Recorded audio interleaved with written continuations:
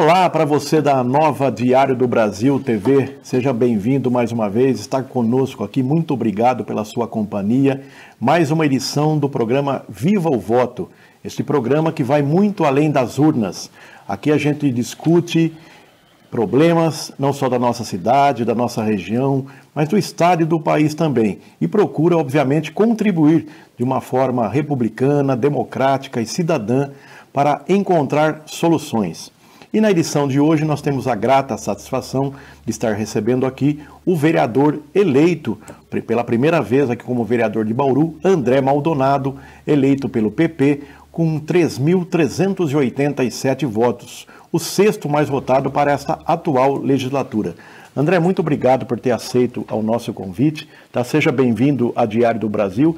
Nós vamos, obviamente, saber um pouquinho mais da história do André Maldonado, dos seus projetos, enfim, quem é de fato o André Maldonado agora, uma figura aí pública, né? Vereador, inclusive já no primeiro mandato fazendo parte da mesa diretora da Câmara. Então, seja bem-vindo aos estúdios da Diário do Brasil. Mantini, muito obrigado. Obrigado à Diário do Brasil por essa oportunidade, ao público que nos assiste. É um grande prazer estar aqui e estamos nessa missão. E a missão é árdua, mas estamos trabalhando bastante. Tá. Bom, antes da gente entrar praticamente aí na questão, né, do homem público, André, a gente gostaria de saber dele. Muitas pessoas obviamente já conhecem o André Maldonado, principalmente aí da atividade religiosa dele, que ele também vai falar daqui a pouco. Mas a gente gostaria de saber do André Maldonado, a atividade profissional dele, a formação dele, quem é de fato o homem André Maldonado? André Maldonado nasceu no Jardim Redentor, né? Ali que eu nasci, minha família é muito tradicional da região do Jardim Redentor, Mantini, e estudei em escolas públicas, estudei no Ana Rosa, Arias Leite, escolas daquela região, me formei em administração de empresas, trabalhei em alguns bancos, trabalhei como empacotador antes, né? Voltando um pouquinho antes, trabalhei como empacotador num supermercado ali do Jardim Redentor. Então, dali eu fui trabalhar em uma empresa do segmento de automóvel e depois eu fui trabalhar no mercado bancário, no mercado securitário, na verdade, porque eu era do banco, mas ligado à área de seguros. Fiquei por ali, passei em algumas instituições, fiquei um período, até que eu resolvi empreender, quando eu montei a minha empresa do segmento de seguros. Então, hoje o André é um empresário na cidade, já há 12 anos empreendo em Bauru, e a gente gera renda, gera emprego na cidade, e é basicamente essa a história do André, né, de uma forma resumida. Certo. Agora, André, o que motivou você a entrar na vida pública, a buscar essa candidatura, né? No momento aí mais em 2024, uma pré-candidatura, inclusive, o que te motivou a entrar na atividade política?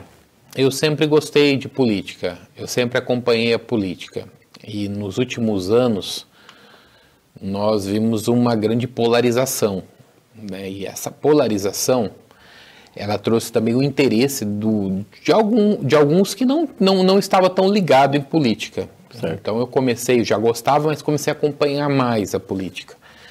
Então, eu acredito que o fator de eu ter entrado na política vem até pela minha ligação que eu tenho religiosa, que você citou. Nós recebemos muitas demandas de pessoas que pedem ajuda para nós. E como instituição religiosa você tem um limite, como cidadão eu sempre ajudei muita gente, tem um limite, até porque eu vim da periferia e eu sei as necessidades que a periferia passa. Hoje eu sou empresário e eu posso contribuir com muitas pessoas. Mas eu comecei a analisar e falar, poxa, se eu estiver ocupando um cargo político, um cargo público, eu posso contribuir mais, eu posso ajudar mais as entidades, eu posso propor projetos de lei, eu posso fiscalizar, eu posso trabalhar diferente. Então o interesse surge daí. E também, claro, que há uma questão que talvez para quem está em casa não vai entender muito bem, mas há uma questão da crença e da fé em Deus, de algumas respostas que a gente recebe no mundo espiritual. Então aquele que acredita em Deus, ele vai entender o que eu estou falando. É um chamado que vem de fora e ele penetra dentro de você e fala, poxa, vamos ajudar, vamos contribuir com a cidade. Bauru me deu muita coisa, né, Mantini? Então, certo. É uma forma de devolver isso também. Tá, e A gente tem acompanhado bastante, até tem muitas pessoas que confundem, o senhor mesmo já usou a tribuna da Câmara, até para rebater algumas pessoas aí que acabaram misturando essa questão de avaliar o trabalho do senhor, de comparar a sua atividade religiosa, a sua crença, até a sua fé, em relação agora à política. Como é que o senhor vê essa movimentação da questão de muitas pessoas ainda confundirem a questão da religião da política, também os movimentos de várias igrejas crescido muito na parte política, e a política também às vezes sendo confundida dentro dos templos religiosos, enfim, como é que o senhor trabalha isso e se o senhor realmente se sente à vontade e se o senhor separa bem essas coisas? Eu entendo assim, ó, toda sociedade precisa ter representatividade, isso é ponto, toda sociedade. Então, os católicos, eles se unem, tem os deputados deles, tem os vereadores, os evangélicos se unem, tem lá os deputados, vereadores, é normal, todos têm. Mas, particularmente, o André não contou com o apoio da igreja dele no sentido de, vamos fechar aqui um apoio único, não houve isso. Certo. Eu não usei o pastor André Maldonado nunca em campanha, assim como nome. Lógico, você me conhece, chega em mim, tô aqui para gravar um vídeo de apoio ao pastor André. Normal, porque o pastor faz parte da minha vida. Eu sou pastor aqui, dando entrevista, e eu sou pastor na igreja pregando, eu sou pastor na tribuna. Também é uma pessoa pública, né? Claro, é uma pessoa pública. Então, assim, qualquer lugar que eu tô, quando você vira pastor, as pessoas te chamam, pastor, às vezes você nem nome tem mais. Vira o pastor. É igual o vereador. As pessoas me veem, às vezes, no mercado, vereador. Porque as pessoas nem sabem o meu nome, mas elas sabem que eu sou vereador. Sim. Faz parte. Então, eu lido com isso com muita tranquilidade e eu só... as minhas críticas, algumas vezes na tribuna, foi... o André votou nisso. Poxa, mas um pastor não pode votar nisso. Não, peraí. O pastor não tem nada a ver com isso. O André, ele é pastor? É. Mas eu estou ali dentro cumprindo um chamado legislativo e eu vou votar porque é bom pela cidade. Não o que é bom para evangélico, para católico, o que quer que seja. Então, é só que às vezes as pessoas não conseguem entender e também não conseguem dividir. E eu também tenho que aprender a lidar com isso. E estou aprendendo. Certo. Surpreendeu a expressiva votação que o senhor teve, logo pela primeira vez, nesse desafio de buscar uma vaga entre os 21 parlamentares, mais de 3.300 votos. Surpreendeu o senhor? O senhor realmente fez uma campanha organizada, esperava essa votação, enfim. Que avaliação o senhor faz do processo eleitoral? Não, me surpreendeu, porque assim, eu não tive um coordenador de campanha, o coordenador fui eu mesmo, com um grupo meu. Então, pessoas que chegaram até mim, pessoas que nunca trabalharam com política, outros que já conheciam um pouquinho de política. A gente sabe que o grupo faz toda a diferença no momento de uma eleição. Então, hoje, se eu fosse disputar uma nova eleição, me sentiria mais preparado para esse momento, depois de ter passado por essa. Mas me surpreendeu porque eu nunca tinha sido testado nas urnas. Então, para mim, se eu tivesse 1.000 votos, ou se eu tivesse 5.000 votos, é algo que eu não imaginava que ia acontecer. Lógico que eu sentia nas ruas que o trabalho estava sendo bem feito, eu sentia nas ruas que eu era conhecido, e eu sentia nas ruas que eu tinha grandes possibilidades de vencer a eleição. Isso eu sentia nas ruas. Pelo abraço, por onde eu andava, eu fui bem aceito. Então, trabalhamos para ser eleito? Sempre. Sempre foi o trabalho, nós vamos ser eleitos. Agora, se nós íamos ser eleitos com 1.800, 2.000, ou 3 ou 5, nós não sabíamos. Então, para mim, foi uma votação satisfatória, por ser a primeira, ser o sexto mais votado da cidade. Então, fiquei muito feliz com isso e vamos trabalhar para aumentar nas próximas eleições. O senhor acha que essa votação expressiva fez parte de um nicho do eleitorado bauruense, dentro de um processo de renovação da Câmara Municipal? O senhor acredita que o senhor entrou nesse processo de o pessoal avaliar, o André pode ser um parlamentar novo, com novas ideias? Acredito que sim. Como eu te disse, eu tenho uma representatividade na periferia, porque eu nasci e fui criado lá. Então, tanto é que a região que mais votou em mim foi o Jardim Redentor. Foi onde eu tive mais votos. Se você abrir as urnas por localidade, você vai ver que a Zona 387 eu tive 1.387 votos. Está naquela região, a Zona 387. E, particularmente, Redentor, Gás, Carolina, ali mais de 1.000. Certo. Então, já foi uma votação bem expressiva para aquela região, com vários candidatos daquela região. Então eu acredito que isso contou muito, o voto regional, o voto do empresariado, porque eu também venho representando e tive o apoio da classe da qual eu sou, né? Eu sou corretor de seguros, eu tive o apoio da classe dos corretores de seguros, que é uma classe que tem unidade aqui na cidade de Bauru, e também eu represento um grupo evangélico. Não tem como a gente não falar isso. E muitas igrejas evangélicas, com toda certeza, eu tive voto dos membros dela lá. Ainda que não houve o apoio, ainda que não houve o direcionamento, porque nós não trabalhamos dessa forma, mas houve o apoio das pessoas que frequentam a igreja. Tá. Bom, falando dentro desse processo de renovação da Câmara, o senhor já teve algumas iniciativas aí, né, vários projetos de leis apresentados, inclusive vários já também aprovados pelos colegas vereadores, né, já subindo aí para o gabinete da prefeita para sanção. Gostaria que o senhor detalhasse um pouquinho um deles aí, que é esse que institui aqui em Bauru a campanha de orientação às pessoas idosas aí para evitar golpes da internet, enfim, tanta coisa de comércio eletrônico, tanta coisa que os idosos diariamente são vítimas aí. Fala um pouquinho dessa proposta do senhor.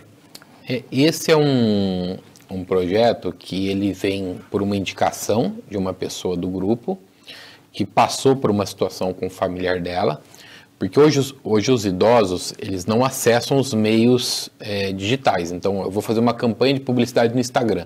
Provavelmente o idoso ele não vai ter acesso. Onde que é o acesso hoje do idoso? Eu tenho idoso na minha família, jornais, TV e rádio. Então, são os principais meios que falam com o idoso. Então, nosso intuito é instituir uma campanha dentro da data, né, dentro de outubro, que é o Dia Internacional do Idoso. Sim. Então, a gente veio com esse intuito de que essa campanha, uma campanha publicitária dentro desses meios que ele acessa, para falar, olha, toma cuidado, quando tiver uma possibilidade que você ficar em dúvida, fale com alguém da sua família. Então, lógico que aí os meios publicitários que são melhores do que nós aqui na questão de estratégia, vão criar essa estratégia. Então, meu intuito foi chamar a atenção do executivo. Sim. E dar publicidade para isso também, que é o que nós estamos fazendo aqui, que vai existir uma forma de todo ano, porque é uma lei, porque todo ano o município vai ter esse compromisso de prestar esclarecimento e trazer essa clareza para os idosos.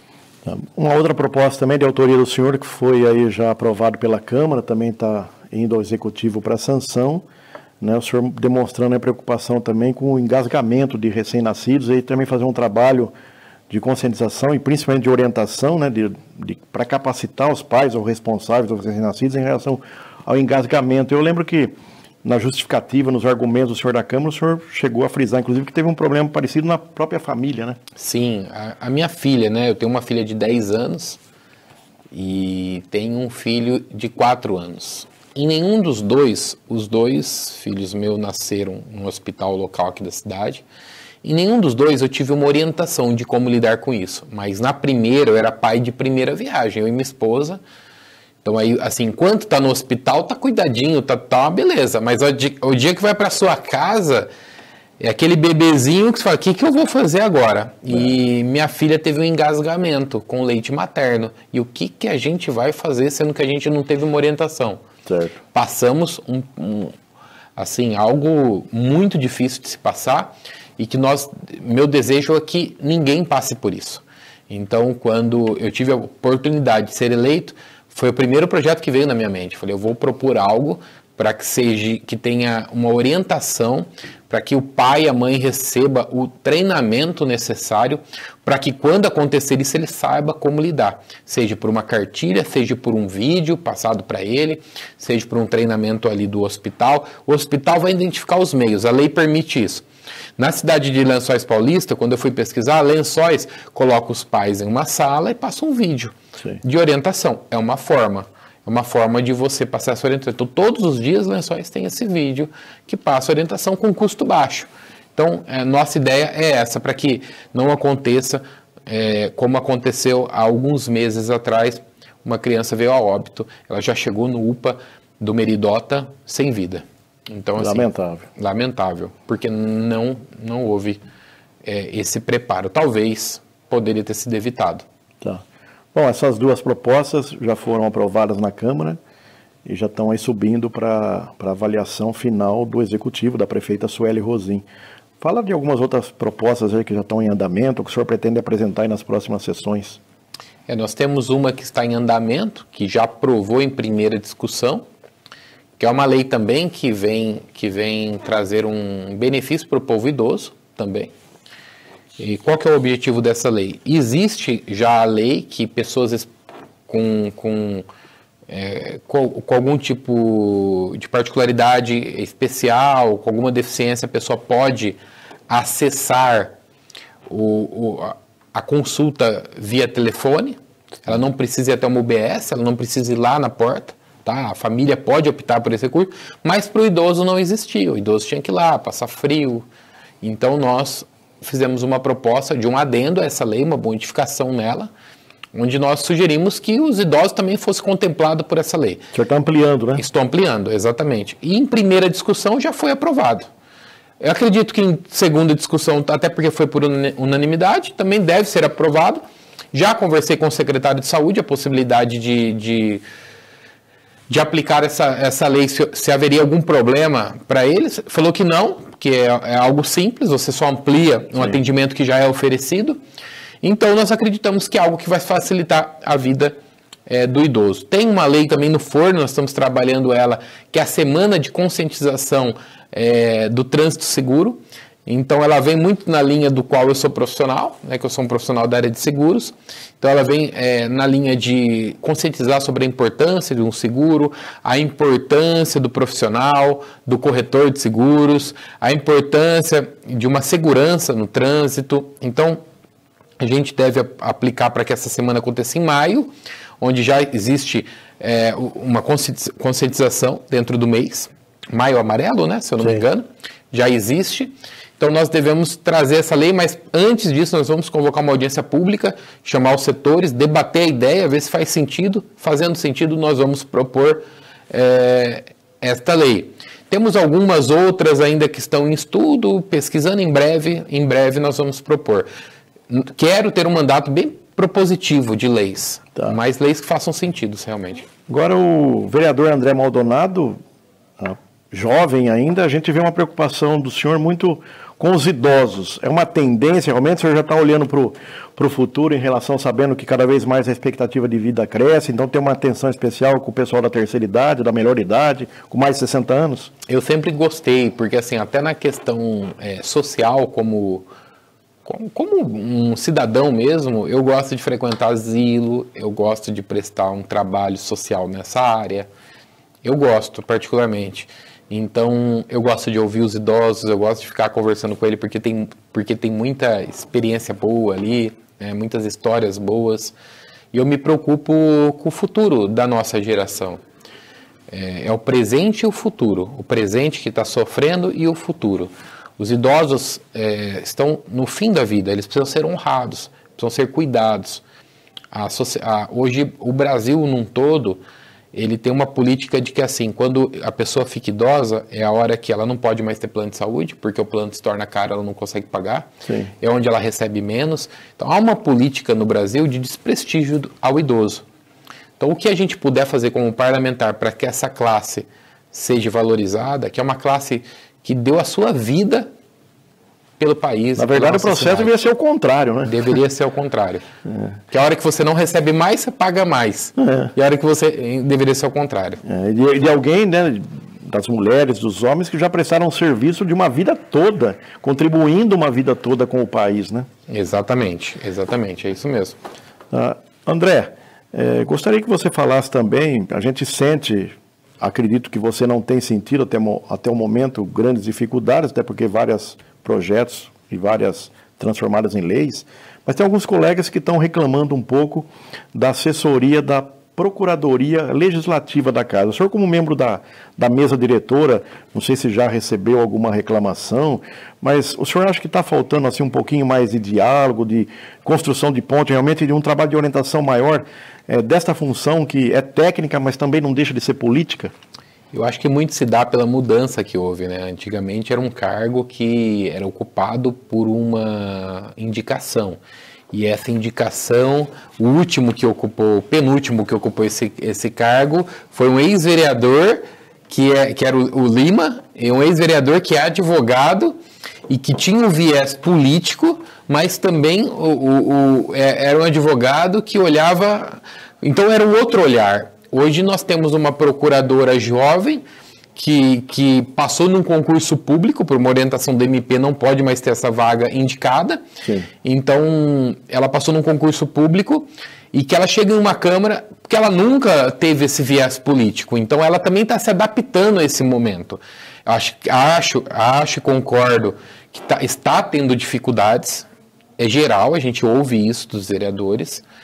Mas eu acredito também que tem que ter um pouco mais de paciência e de construir com ela, porque a experiência é com o tempo, né? Ela vem com o dia a dia, e ela também precisa participar mais das nossas sessões da Câmara. Eu cobro isso, já cobrei o presidente, inclusive, disso. Ela tem que participar mais, porque ela participando, ela vai ter o gabarito político que talvez está faltando para ela. Sim, um processo de construção, realmente, né? André, o senhor também faz parte aí de uma comissão permanente importante, né, que é de Indústria e Comércio, e recentemente o senhor aí teve a iniciativa de promover uma audiência pública para discutir aí a questão da zeladoria, da infraestrutura dos distritos industriais 1, 2, 3 e 4. Fala para a gente o que o senhor mais ouviu, quais são as principais demandas dos distritos de Bauru.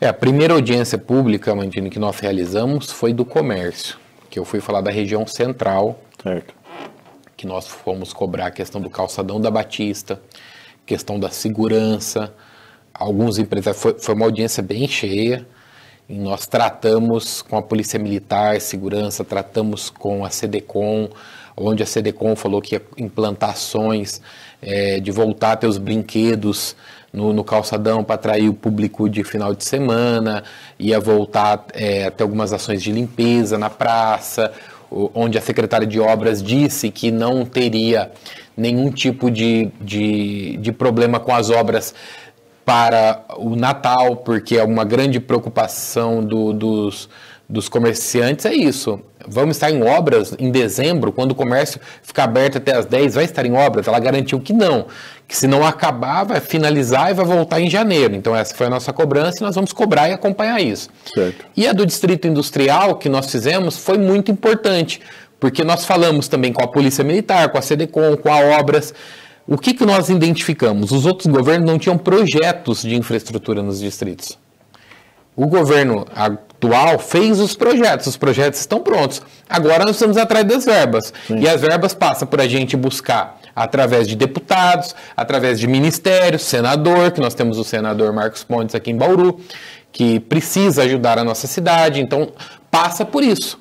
Por agora a gente apresentar os projetos e buscar essa verba para a nossa cidade. Mas foi muito boa as audiências, com participação da comunidade, participação dos empresários, participação da imprensa, foi importante as duas. Tá, então, você telespectador, estamos aqui discutindo a Bauru com o vereador André Maldonado. Não saia daí, nós voltamos dentro de instantes para continuar a nossa conversa aqui franca, o Viva o Voto, que vai muito além das urnas.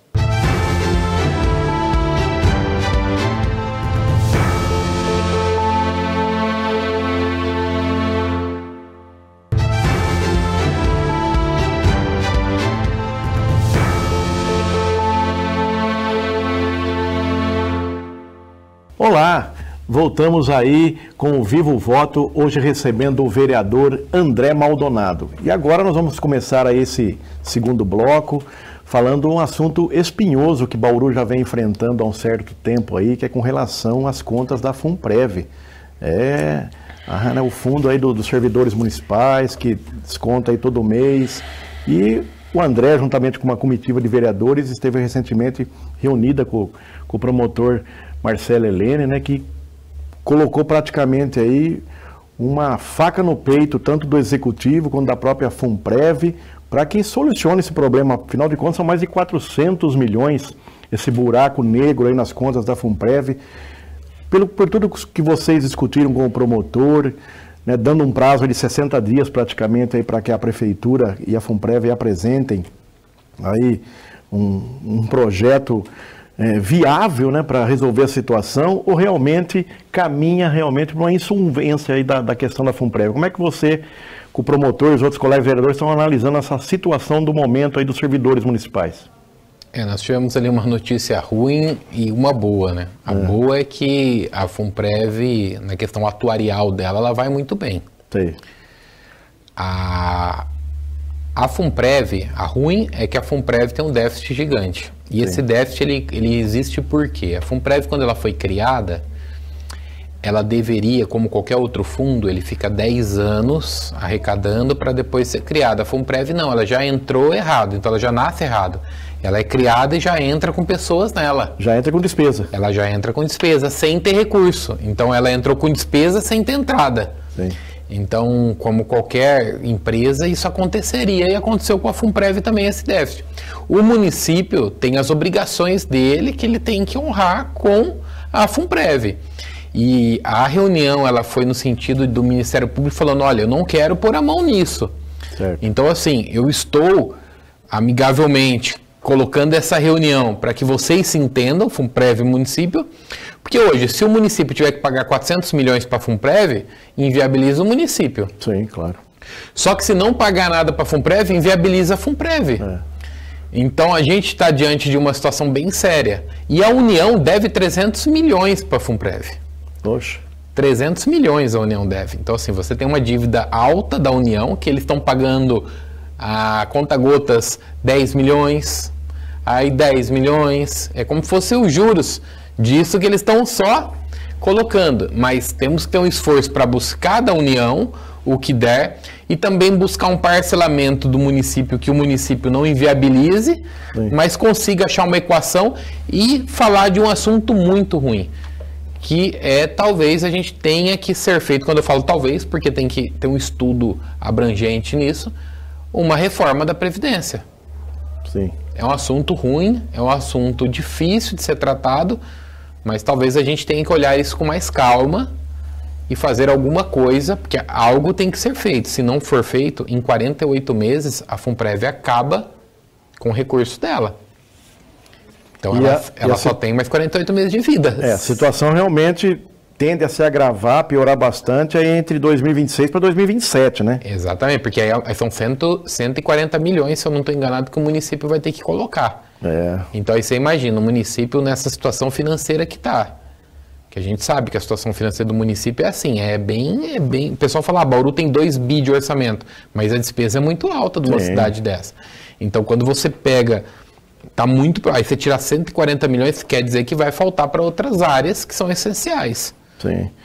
Agora, vereador, o senhor também, logo no primeiro mandato aí, tem enfrentado desafios parlamentares e, além de ter ido para a mesa diretora, o senhor também aí aceitou o desafio, né, de compor aí uma comissão especial de inquérito, uma SEI, chamada aí de Fundo Social, né, que veio à tona aí, ela foi motivada depois das denúncias, né, feita pela ex-aliada do governo da prefeita Suélia, Damares Pavan, que trouxe a público aí eventuais supostos desvios de bens materiais, né, que eram doados para o Fundo Social e sendo aí encaminhados para a igreja, né, da então presidente do Fundo Social, que também é mãe da prefeita, da dona Lúcia Rosim, que hoje ocupa aí a Secretaria de Assistência Social.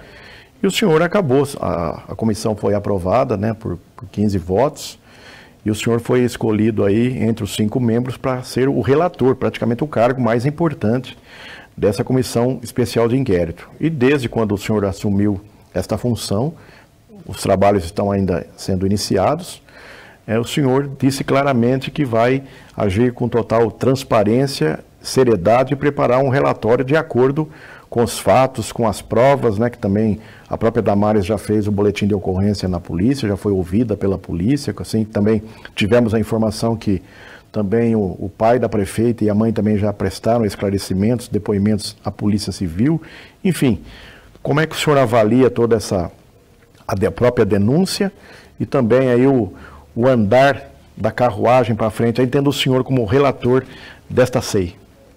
É uma SEI importante, e séria, apesar das pessoas falarem assim, é tudo membros da base. Mas é importante deixar claro que quem indica são os partidos, e todos os partidos que venceram a eleição mais votados, ou que têm mais representatividade na Câmara hoje. E esses partidos indicaram cada um, né, o seu membro, cada líder indicou, e eu fui indicado pelo PP e posteriormente escolhido pelos integrantes como relator e aceitei esse desafio. E vou fazer realmente com muita transparência, com muita tranquilidade. Nós sabemos que há uma denúncia séria e também do outro lado há uma defesa sendo construída tanto, eu já tenho informações que é público, né, tá na mídia, que tanto a mãe da prefeita, Dona Lúcia, quanto o pai, eles deram o depoimento deles e negaram qualquer tipo de envolvimento e negaram que houve qualquer tipo de desvio. Então, nosso procedimento, ele caminha em paralelo com o da Polícia Civil, certo, onde nós esperamos, né, a Polícia Civil está investigando, ela é o órgão investigativo realmente que vai nos dar clarezas da questão criminal sobre tudo isso, se há, se não há, se houve desvio, se não houve desvio, e nós vamos acompanhar isso muito de perto. Vamos ouvir agora no dia 10, vamos ouvir dia 10 a todos os integrantes e que foram convocados, né, integrante, os convocados às oitivas, e pretendemos ali fechar, pelo menos essa primeira fase, conseguir concluir algo. A gente acompanhou, inclusive, aí a segunda reunião, que na verdade foi a primeira oitiva, né, da Damares, e a gente viu vocês ali pedindo bastante documentos, né, fazendo uma série de solicitações ao Executivo, ao próprio Fundo Social, no sentido de amparar esse processo de investigação, né? Sim, a lista ela é extensa, né? Tanto ao Executivo quanto à própria Polícia Federal. Estamos pedindo para ter acesso às informações da Polícia Federal, dos depoimentos, boletim de ocorrência. Civil, o senhor quer dizer, né? Polícia Civil, perdão, isso, Polícia Civil. Que da Polícia Federal nós oficializamos ela das doações. A Polícia Federal fez algumas doações ao fundo que nós... Também, que nós fizemos um ofício a eles, perguntando o que foi doado, quando foi doado. Então nós fizemos ofício à Federal, à Civil, fizemos ofício a algumas entidades de classe, fizemos ofícios para o próprio Fundo Social nos passar qual que é o procedimento que eles adotam e as atas. Então, assim, foi uma série de documentos solicitados que levam tempo até tudo ser providenciado. E tudo isso vai chegar para a gente. Hoje nós estamos em um momento que nós não temos ainda nada para falar para a população, a não ser que nós estamos olhando, investigando, e quem assistiu a primeira oitiva pôde ver que nós fomos firmes nas perguntas e todo relatório será composto da minha parte com a verdade. Nós vamos apresentar o relatório, assim que tudo for concluído, nós vamos apresentar o relatório para apreciação, tanto da comissão quanto do plenário. O senhor trouxe até uma informação nova aqui, porque até agora, mesmo acompanhando lá a oitiva, a própria Damares citou muitas doações aí da Polícia Civil, de eletroeletrônicos, eletrodomésticos, mas não tinha falado ainda sobre a questão de doações da Polícia Federal. Então o senhor está trazendo, inclusive, um fato novo aqui, tornando público, né, que a Polícia Federal também fez algumas doações para o fundo? Isso, chegou até nós que a Polícia Federal tinha feito algumas doações para o fundo. Então, para que não tenha nenhuma dúvida se fez, se não fez, nós oficializamos eles no sentido de teve de 2021 a 25, se teve, o que foi e quando foi. Certo. Então foi nesse sentido que nós fizemos o ofício. Tá. Bom, falando agora aí já numa questão mais nacional, né, o senhor é filiado, foi eleito pelo PP, Partido Progressista, e o PP, juntamente com a União Brasil, né, as cúpulas dos dois partidos em nível nacional, estão discutindo aí a possibilidade de a formação de uma federação, né?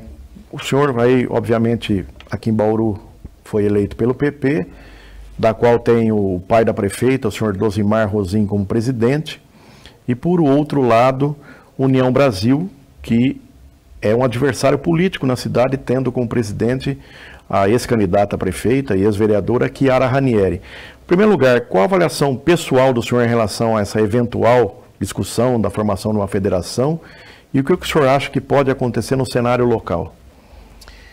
Eu vejo como positiva a federação, no sentido de o partido fica mais forte, o partido terá mais tempo de TV, o partido terá mais recurso e o partido vem para ser protagonista. Eu tive agora na filiação do Derrite ao PP, então o Derrite possivelmente é um pré-candidato ao Senado, certo, pelo PP. E nós temos o PP provavelmente ocupando um lugar nessa disputa presidenciável também, com certeza, até pela força que ele vai ter, de pode estar sendo protagonista, sendo vice, sendo algo. Temos a questão estadual, que o PP vem forte também para ocupar um lugar no governo do estado de São Paulo como protagonista. É isso que nós ouvimos da estadual e também, quando eu estive em Brasília, do próprio Ciro Nogueira, que é o presidente do meu partido. Certo. Então, assim, União Brasil não tem muito acesso, não tenho muito acesso às pessoas do União Brasil, tanto na esfera federal, estadual e municipal, não tenho acesso. Aqui na esfera municipal, nós somos ligados hoje ao presidente Odozemar. Não tivemos nenhuma orientação ainda da esfera municipal de como ficará, como será, não temos essa orientação do partido, apenas nós sabemos que há uma questão hoje de situação e oposição, né?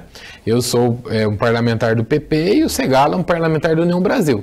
O doutor Segalo hoje ocupa uma posição de oposição e eu ocupo uma posição de situação, então é natural que em algum momento vai ter essa conversa, mas ainda não houve, e eu vejo como muito positivo isso, tanto na esfera estadual, federal e também na esfera municipal. Esse diálogo é importante e quem sabe, né, hoje nós estamos do lado contrário, mas quem sabe lá na frente a gente não pode estar do mesmo lado. Agora, nas recentes federações aí, parece que a água entrou no chope, porque né, a federação do PT com o PV, com o PCdoB, em nível local também não funcionou, teve até troca de candidatos, né? A federação do próprio PSDB com Cidadania também não funcionou, tanto que o PSDB agora aí tende a fazer uma fusão, né, estuda aí uma discussão com o Podemos. Enfim, as federações é um processo recente, mas as que nós tivemos conhecimentos e vimos, e principalmente em relação às eleições municipais do ano passado, não funcionaram em quase lugar nenhum. O senhor acha que realmente usam-se muitos municípios para fazer testes, né? As cúpulas dos partidos, nível nacional, estadual, parece que sempre usam o município para fazer algum tipo de teste, né? Conversam entre eles lá, mas não consultam, não conversam com as bases. O senhor acha que isso, como o senhor falou, o senhor não conhece quase ninguém no União Brasil. Quer dizer, como é que vai se fazer um diálogo, uma aliança com pessoas que às vezes não comungam dos mesmos projetos, dos mesmos ideais? Não é difícil? Historicamente, nós sempre vimos a nacional e estadual testar no âmbito municipal para ver se dá certo, né? Só que dessa vez, a do PP e a do União vem para ser testada numa eleição, porque a eleição municipal já passou. Sim. Então ela vem para ser testada agora numa eleição para deputados, senadores, governadores e presidente.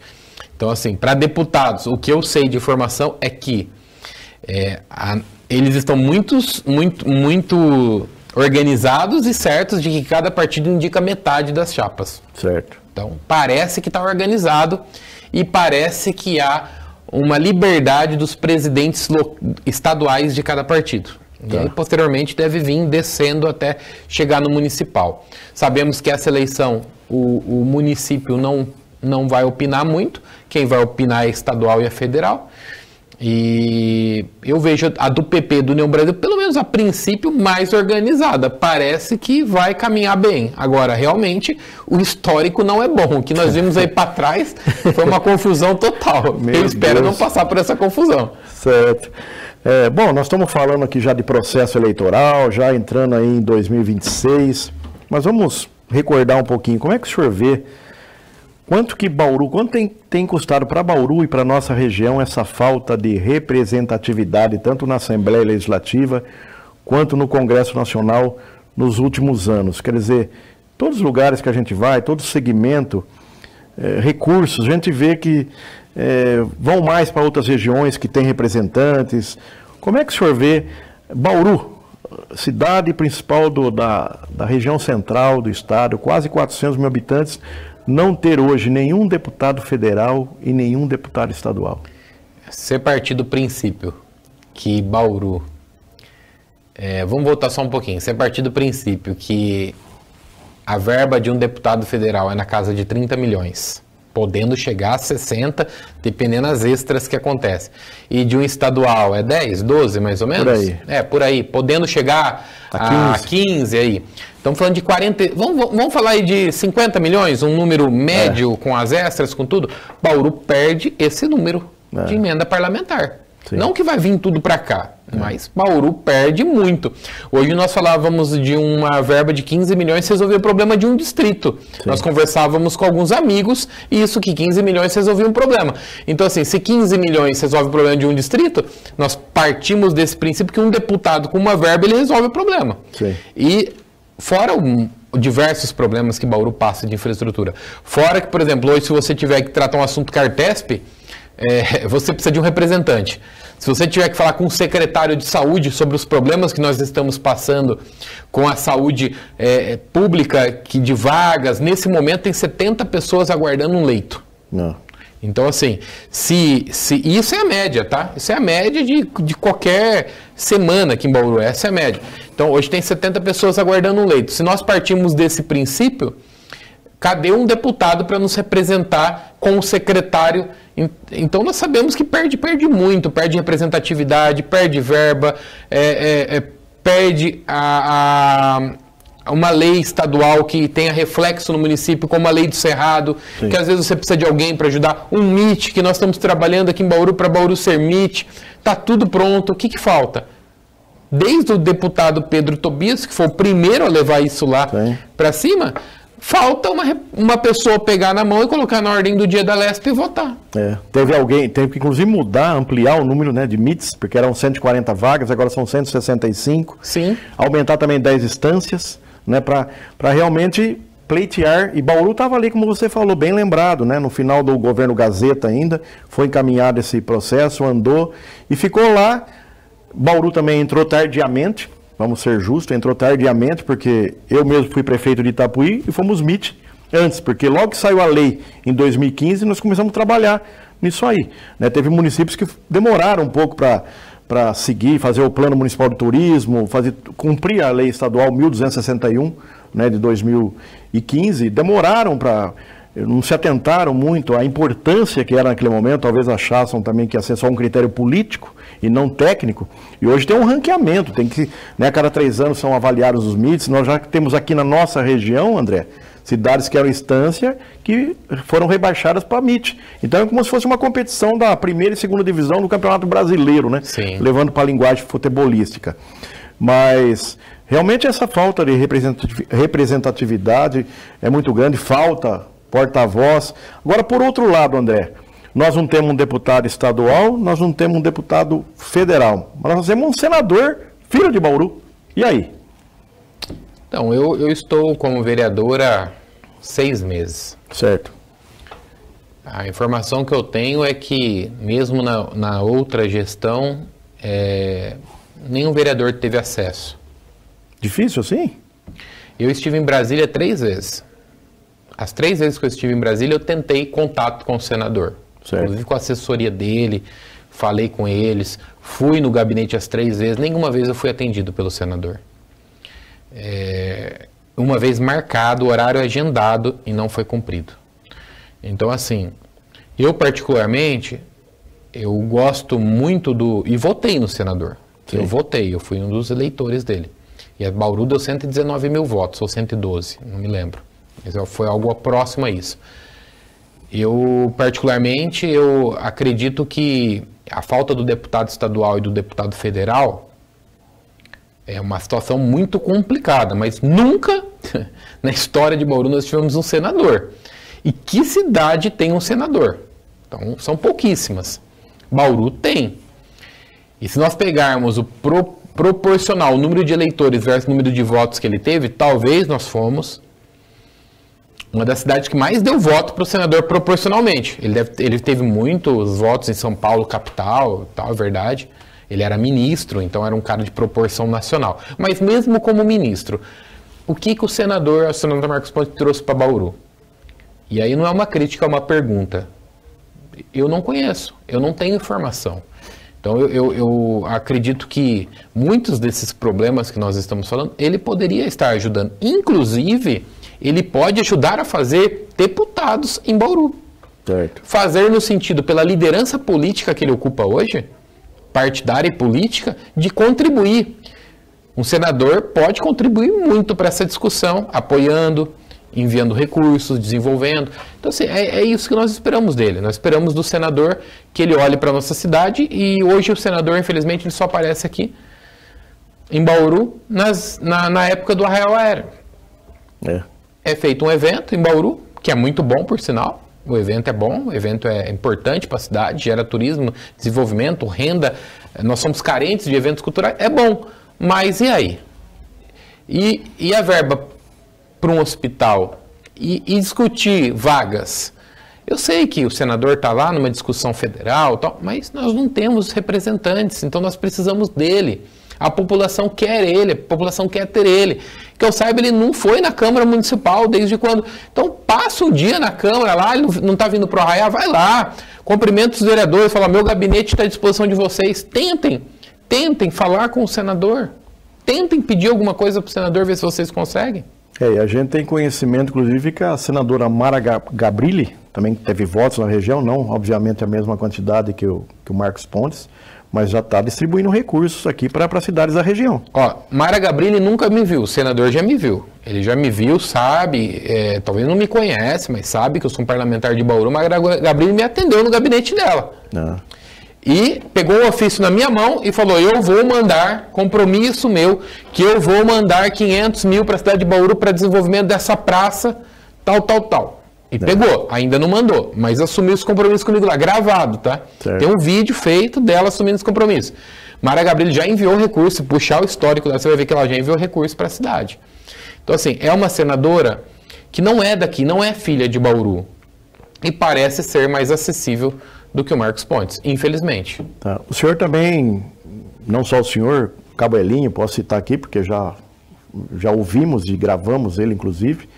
Alguns outros vereadores aí que também atuaram bastante na campanha do governador Tarcísio de Freitas também tem, cada pouco aí fazendo alguns apontamentos, algumas observações em relação também a presença maior do Estado aqui no município de Bauru, até porque praticamente é o mesmo grupo político da prefeita Sueli Rosim. O senhor não acha também que o governo do Estado está em débito com Bauru e com a nossa região?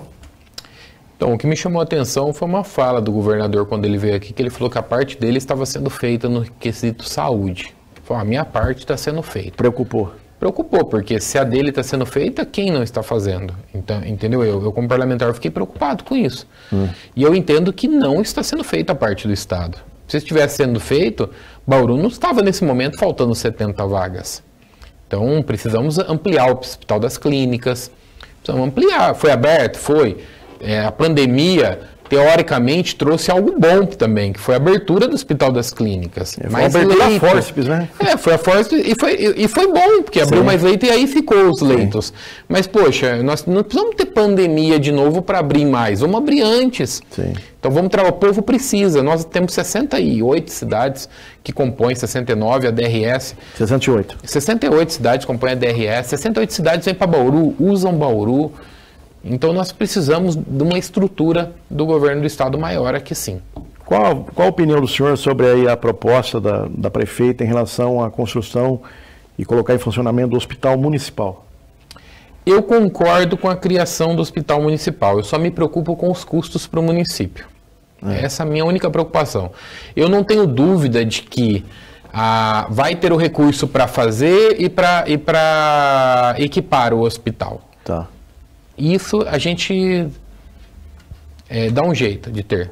Me preocupo com a manutenção depois do hospital. O custeio anual é caro. Custeio anual é caro e será que o município vai ter condições de custear? Sim. Os próximos prefeitos vão ter condições de custear? Então esse é o ponto, essa gestão que me preocupa. Mas que Bauru precisa, eu não tenho dúvida. Mas aquela ideia de ampliar o Hospital das Clínicas, de buscar uma maior participação no Lauro de Souza Lima, aquilo me agrada bastante. Certo. Aquilo me agrada bastante. Eu acho que é um ponto que a gente deveria debater mais. Eu acho que esse é o ponto. O senhor não acha que realmente devia ter uma política mais agressiva, no bom sentido, de melhorar cada vez mais o que é de fato obrigação do município, que é a atenção primária? A atenção primária, ela precisa ser melhorada. Nós temos hoje, comparado com cidade, por exemplo, comparar Bauru com Marília na atenção primária, nós temos um déficit gigante aqui. Sim. Nós precisamos de mais UPAs, nós precisamos disso com certeza. Mas quando a gente vai para olhar a fila, cara, fila de exames, fila de endoscopia, fila disso, fila daquilo, você fala, meu, é assustador. Tem gente que está 3, 4, 5 anos aguardando um exame. E se ela vai morrer, ela não vai fazer o exame. Então, precisamos sim melhorar a primária? Precisamos, mas nós precisamos muito, muito de uma atenção especial, de um corujão na cidade. Eu me lembro do corujão que o João Dória promoveu na cidade de São Paulo. Ele pegou, lógico que são características diferentes, claro, a gente sabe que são características diferentes, mas ele pegou hospitais grandes, privados, e na madrugada realizou exames, atendeu. Nós precisamos ter isso em Bauru. Tipo um mutirão mesmo. Fazer um mutirão e falar, vamos... A pessoa está precisando operar a vesícula, vamos operar por semana 20 cirurgias de vesícula, vamos fazer de madrugada, onde o centro cirúrgico não está sendo utilizado, ter um mutirão, se unir com os médicos, buscar uma tabela mais em conta, buscar verba estadual para isso, mas nós precisamos discutir isso. E isso é uma função do executivo fazer isso. O legislativo pode apontar, cobrar, mas é a função do executivo. Até, né... Não só o senhor, mas vários colegas lá têm colocado emendas impositivas, né, para tentar diminuir essa fila de exames, né? A gente tem sentido isso. Com certeza, as emendas impositivas. E eu mesmo vou contribuir. Ainda não pude indicar, vou indicar agora para o ano que vem. Sim. Mas eu vou contribuir com a emenda impositiva para a área da saúde. Então, talvez a gente une ali uns 10 vereadores, vamos, igual o próprio vereador, se não me engano, foi Eduardo Borgo, Locadora e Meira, se uniram lá e estão contratando 10 milhões, sei lá, alguma coisa nessa linha. Mas é isso, nós precisamos ter essa unidade. E também contar com a ajuda de senador, ajuda de deputados, e aí vai. Eu creio que Bauru, nas próximas eleições, quem sabe a gente comemore a eleição de um estadual e de um federal pela cidade. Então, você entrou num gancho importante, né? André Maldonado, mais de 3.300 votos aí na primeira eleição para vereador, tem sido um vereador propositivo lá na Câmara, pegou agora esse desafio aí de ser o relator da CEI do Fundo Social. Qual é o projeto político do André Maldonado para 2026, diante dessa ausência de representantes na Lesp e no Congresso Nacional? O projeto político meu, ele não pode ser superior a um projeto pela cidade. Então, esse é um ponto que eu estou aberto a conversar. Se a cidade precisar de mim, Mantini, se a cidade precisar do André como candidato a deputado estadual, federal, eu estou à disposição. Mas se houver uma unidade também da cidade em uma conversa, eu também estou à disposição de sentar para essa conversa. Acho que é importante a gente ter uma grandeza de entender que o projeto de Bauru é maior do que o do André e de qualquer pessoa, o projeto por Bauru. E aí tem que deixar a vaidade de lado, tem que deixar o plano de poder pessoal do lado. O meu plano, o meu projeto político, eu não vim para ficar a vida toda como um vereador. Eu vim para contribuir com a cidade. Tudo aquilo que a cidade precisar de mim, nesse momento eu estou vereador, mas tudo aquilo que a cidade precisar de mim, eu estou à disposição de Bauru para contribuir. Eu quero ajudar a minha cidade. E toda a região, né? Sim, né? Quando a gente fala Bauru, é a nossa região central aqui. Exatamente. Agora, André, os próprios partidos, as cúpulas, principalmente estadual, que estão um pouco mais próximas dos municípios, não cobra para que tenha candidato? Quer dizer, não há uma forçação de barra, às vezes, até às vezes com candidaturas que não são tão viáveis ou que não tem esse diálogo no município. O partido às vezes força para ter uma candidatura, para fazer uma dobrada, de repente, mas às vezes a pessoa tem até uma votação pífia. Você está aí se colocando à disposição para conversar com outras pessoas, aí, com outros pré-candidatos, colocando o seu nome também, obviamente, à disposição, mas não há uma pressão de cima para baixo para que se lance mais quantidade, não se pense tanto aí nessa questão do partido Bauru?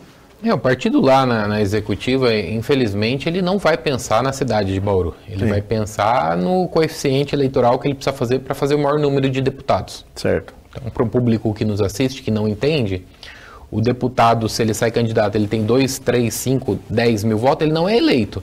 Mas ele ajudou o outro a ser eleito, porque o partido tem que atingir uma cláusula de barreira. Sim. Então é isso, basicamente é isso. Então, por isso que sai tanta gente candidato. Isso acontece para vereador. Você vê muitos vereadores que foram candidatos, você sabe que a pessoa não vai ganhar. Ela não tem expressão para ganhar. Ela não tem um trabalho, não tem nada, nem trabalhou na eleição, mas ela foi candidata para cumprir o quê? Uma cota. Certo. Né? Então, isso acontece na municipal, acontece na estadual e acontece na federal. Obviamente, o que nós precisamos nos unir aqui em Bauru é o povo bauruense, vote em deputados estaduais e federais de Bauru. Esse é o primeiro ponto. Porque o povo de Bauru votou muito. O Tiririca teve voto aqui, Eduardo Bolsonaro teve voto aqui, Kim Kataguiri teve voto aqui. Se eu falar aqui... Até a Carla Zambelli. Carla Zambelli teve voto aqui. Um dia perguntada, não sabia nem o que era Bauru. Ela foi perguntada sobre Bauru, ela falou, o que é Bauru? Conheço o lanche. Ela respondeu dessa forma para a nossa cidade de 400 mil habitantes, que é a cidade pulsante do Centro-Oeste paulista. Então, assim, povo de Bauru, olhe para a cidade. Eu sei que os partidos vão forçar a barra para sair, mas olhe para quem tem condição de ganhar. Se uma pessoa não foi eleita para vereador, disputou para vereador, teve 200, 300 votos, como que ela vai ser eleita para deputado? A gente tem que ter essa comparação, né? E deputado é uma campanha regional, né? O mínimo que você se espera é que o deputado vai ser um deputado distrital, vai representar de fato a nossa região. Exatamente. O deputado ele tem uma campanha que precisa ter recurso, uma campanha que precisa ter ajuda do partido para ele, a dobrada dele precisa ser uma dobrada forte, porque senão não adianta, ele vai competir para atrapalhar os demais. Então, eu só sou candidato se eu tiver condições de disputar em alto nível. Se eu não tiver essa condição, obviamente eu não serei para atrapalhar ninguém. Tá aí então, olha aí, conhecemos um pouco mais hoje do vereador André Maldonado, né, que também está lá na mesa diretora da Câmara. Muito obrigado mais uma vez o senhor ter aceito ao nosso convite, né? E as portas aqui estão sempre abertas, não apenas o programa Vivo Voto, mas da Diário do Brasil como um todo. É um prazer estar aqui na Diário do Brasil, né? Quero deixar um abraço aí ao Renato Zaiden. Eu tenho um grande carinho, respeito por ele, pela história dele. E um grande abraço a todos que nos assistem, contem com a gente, contem com o nosso gabinete, estamos à disposição da cidade de Bauru. Tá aí, a você que ficou com a gente até agora, ficamos sabendo um pouco mais da vida pessoal, profissional e política também do vereador André Maldonado. Muito obrigado pela sua companhia, em breve voltaremos com mais uma edição do Viva o Voto, este programa que vai muito além das urnas. Forte abraço!